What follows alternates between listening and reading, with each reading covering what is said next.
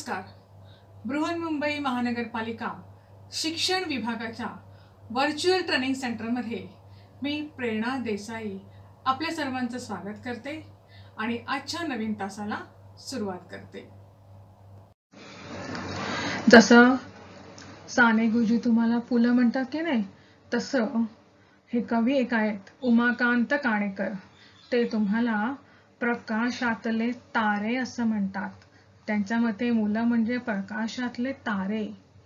म्हणजे काय असा प्रश्न तुम्हाला पडला असणार. तुम्ही प्रकाशातले तारे आहात म्हणजेच ज्ञानाचा प्रकाश घेऊन, म्हणजेच खूप खूप शिकवून तुम्ही मोठे होणार आहात. तुम्ही शिक्षण घेणार आहात. ज्यांना खेळामध्ये गती असेल ते मोठे खेळाडू होतील, प्रसिद्ध खेळाडू होतील. ज्यांना संगीत हवं असेल किंवा संगीतामध्ये ज्यांना आवड असेल ते संगीत शिकून मोठे गायक होतील. अशा प्रकारे जी वेगवेगळी क्षेत्र आहेत त्या क्षेत्रात तुम्ही शिक्षण घेऊन मोठे होणार आहात, जगात प्रसिद्ध होणार आहात आणि चमकणार आहात. खरं तर तारे अंधारात चमकतात, पण तुम्हाला कवीने अंधारातले तारे नाही म्हटलंय, तुम्हाला म्हटलंय प्रकाशातले तारे. म्हणजे या जगामध्ये ज्ञानाच्या प्रकाशामध्ये चमकणारे तुम्ही तारे आहात. आणि म्हणून तुम्हाला कवी सांगतो आहे अंधारावर रुसा.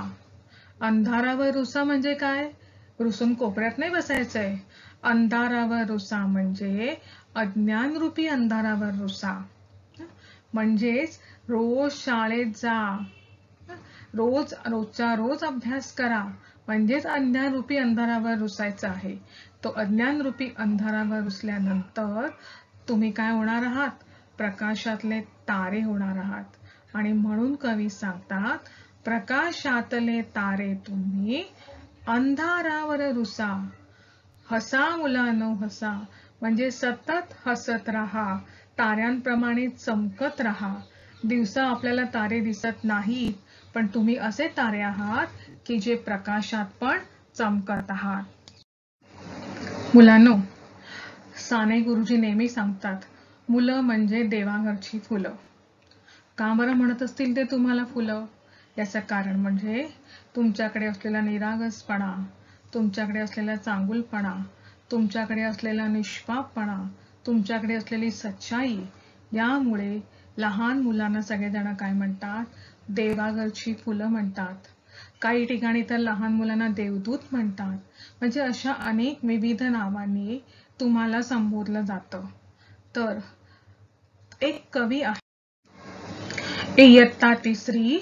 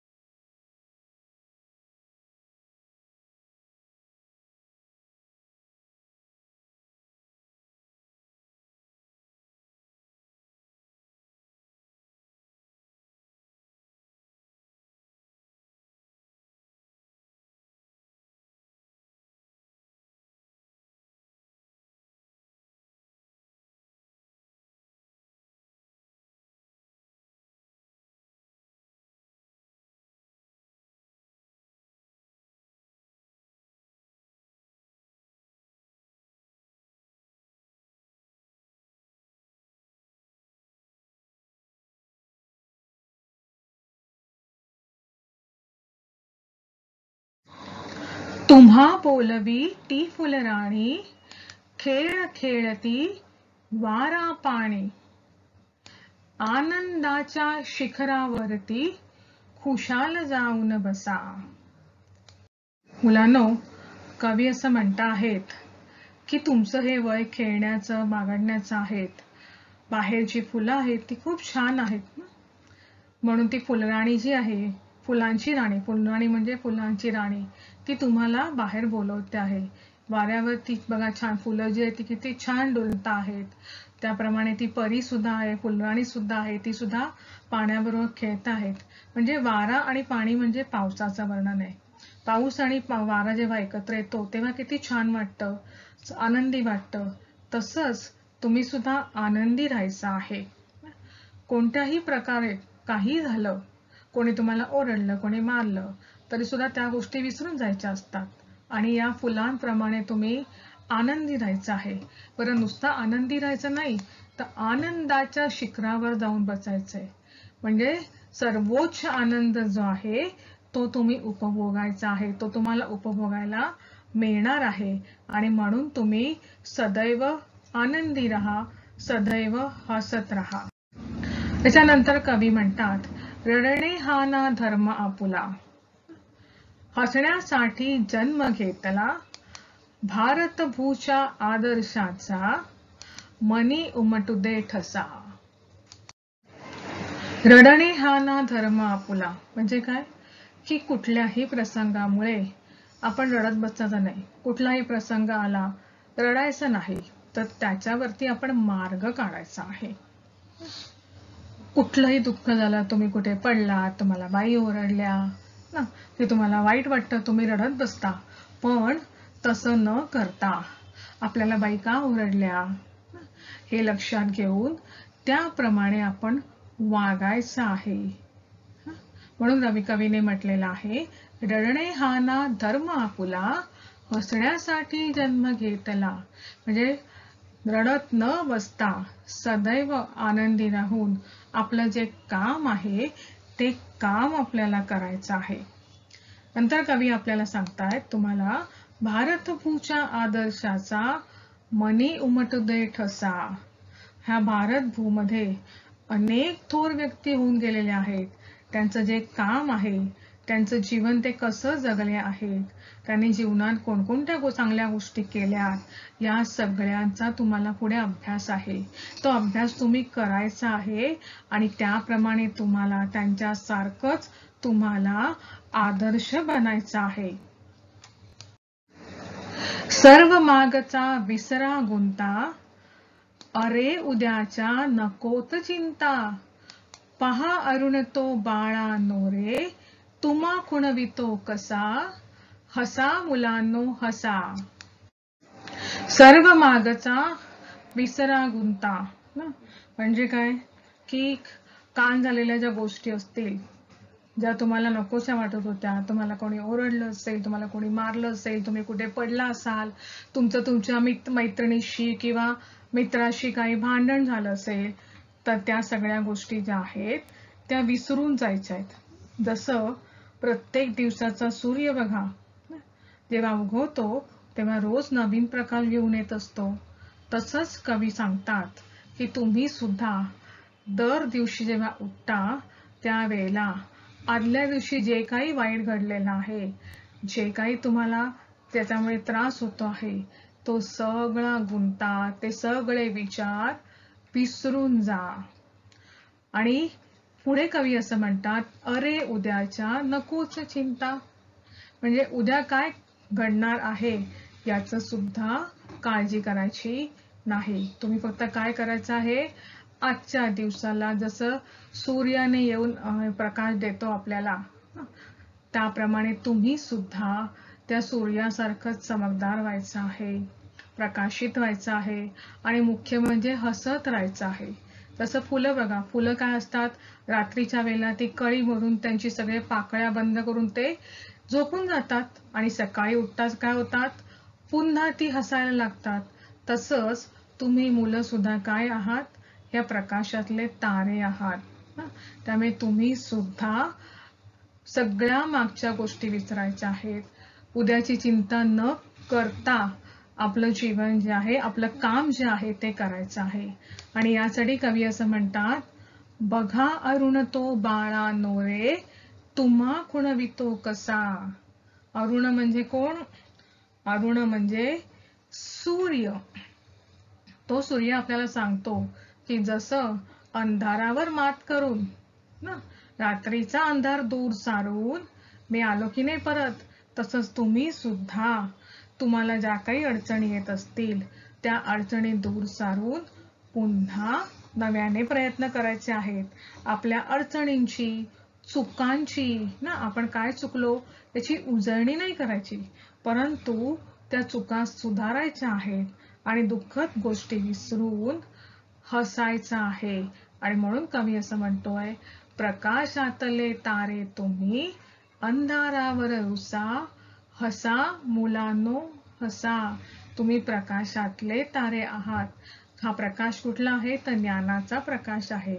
आणि अंधार कुठला आहे? अज्ञानाचा अंधार आहे ना. अज्ञानाच्या अंधारावर रुसायचं आहे म्हणजेच काय, आपल्याला खूप शिकून मोठं व्हायचं आहे आणि आपलं जे कर्तृत्व आहे ते जगाला दाखवून द्यायचं आहे. जणू काही प्रकाशामधले तारे, तारे जसे प्रकाश असताना चमकत असतात, तारे जे असतात ते रात्रीच्या अंधारात चमकत असतात, पण तुम्हाला मात्र प्रकाशामध्ये चमकायचं आहे. आता आपण या पाठाची प्रश्नोत्तर बघूया.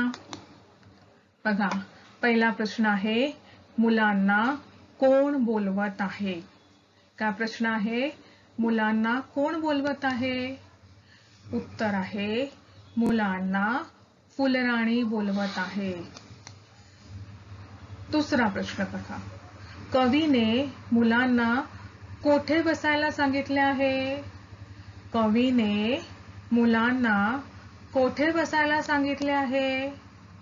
उत्तर बघा, कवीने मुलांना आनंदाच्या शिखरावर बसायला सांगितले आहे. आनंदाचं शिखर म्हणजे खूप खूप खूप आनंद, त्याला म्हटलेलं आहे आनंदाच्या शिखरावर बसा, म्हणजे तुम्ही खूप खूप खूप आनंदी राहा. तिसरा प्रश्न आहे, मुलांच्या मनावर कशाचा ठसा असावा असे कवीला वाटते? याचं उत्तर बघा, मुलांच्या मनावर भारतभूच्या आदर्शांचा ठसा असावा असे कवीला वाटते. भारतभूचे आदर्श कोण आहेत? जे वेगवेगळे थोर लोक होऊन गेलेले आहेत. मध्ये पुढारी असतील, खेळाडू असतील, चित्रकार असतील, संगीतकार असतील, गायक असतील, कलावंत असतील, हे जे आदर्श आहेत त्यांचा आदर्श तुम्ही घ्यावा असं कवीला वाटतं आहे. आता पुढचा प्रश्न, या कवितेचे कवी कोण आहेत? तर या कवितेचे कवी आहेत श्री उमाकांत काणेकर.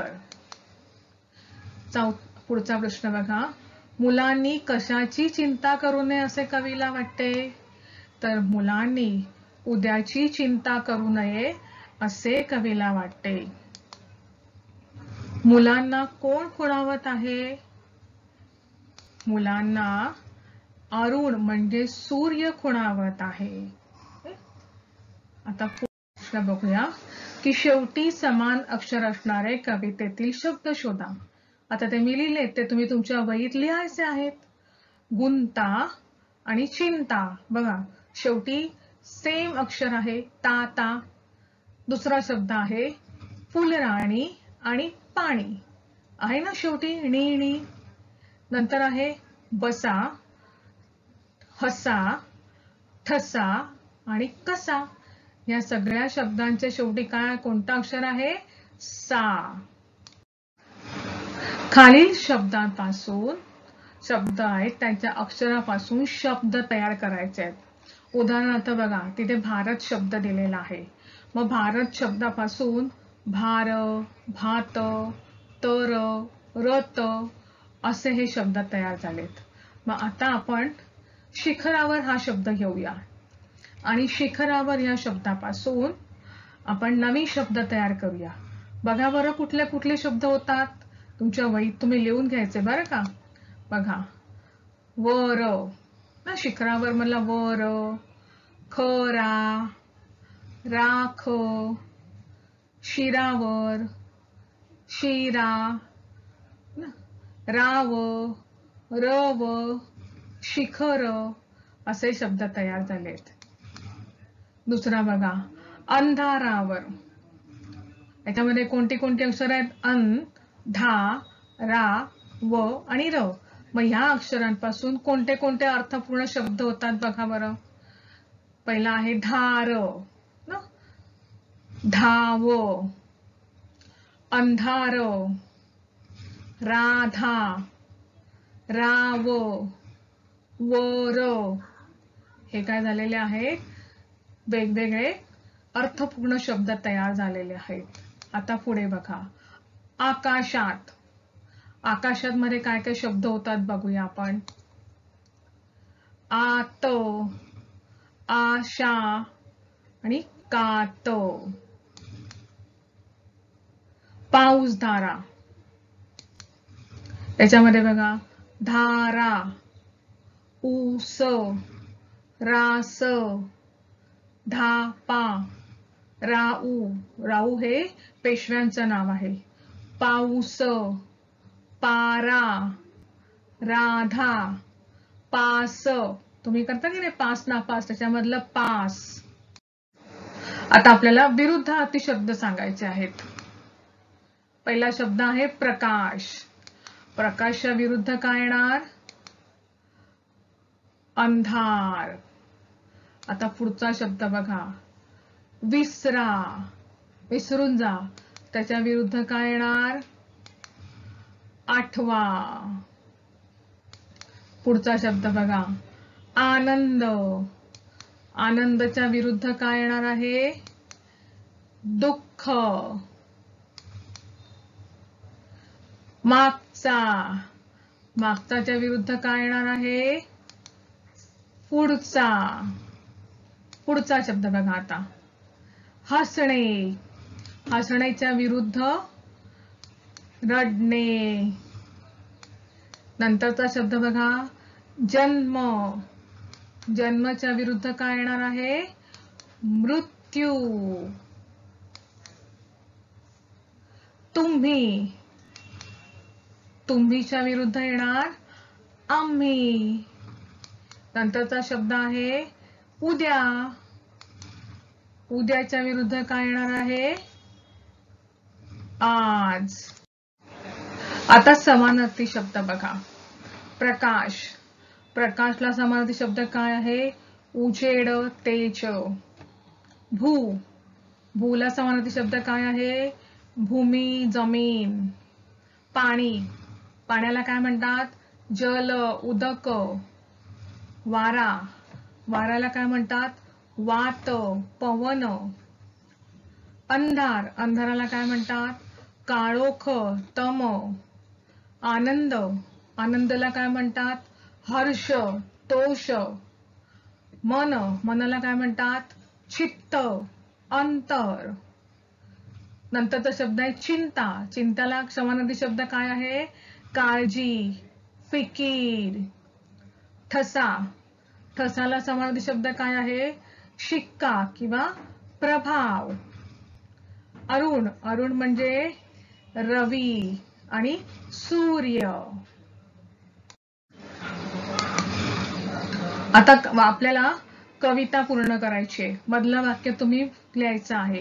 तुम्हा बोलवी ती फुलराणी, टिंब टिंब टिंब आनंदाच्या शिखरावरती खुशाल जाऊन बसा. मग काय तिथे वाक्य येणार, तुम्हा बोलवी ती फुलराणी, खेळ खेळती वारा पाणी, आनंदाच्या शिखरावरती खुशाल जाऊन बसा. आता दुसरं, रडणे हा ना धर्म आपुला. नंतरची ओळ टिंब टिंब टिंब दिलेला आहे आणि त्याच्यानंतर आहे, भारत भूच्या आदर्शांचा मनी उमटू दे ठसा. गाळलेली जागा काय येणार, हसण्यासाठी जन्म घेतला. म्हणजे रडणे हा ना धर्म आपुला, हसण्यासाठी जन्म घेतला. भारत भूच्या आदर्शाचा मनी उमटू दे ठसा. आता बघा, सर्व मागचा विसरा गुंता. त्यानंतर जागा गाळलेली आहे आणि वाक्य आहे, बघा अरुण तो बाळा नोरे, तुम्हा खुणवितो कसा. मग गाळलेल्या जागी काय येते बघा, अरे उद्याच्या नकोत चिंता. म्हणजे सर्व मागचा विसरा गुंता, अरे उद्याच्या नकोत चिंता. बघा अरुण तो बाळा नोरे, तुम्हा खुणवितो कसा.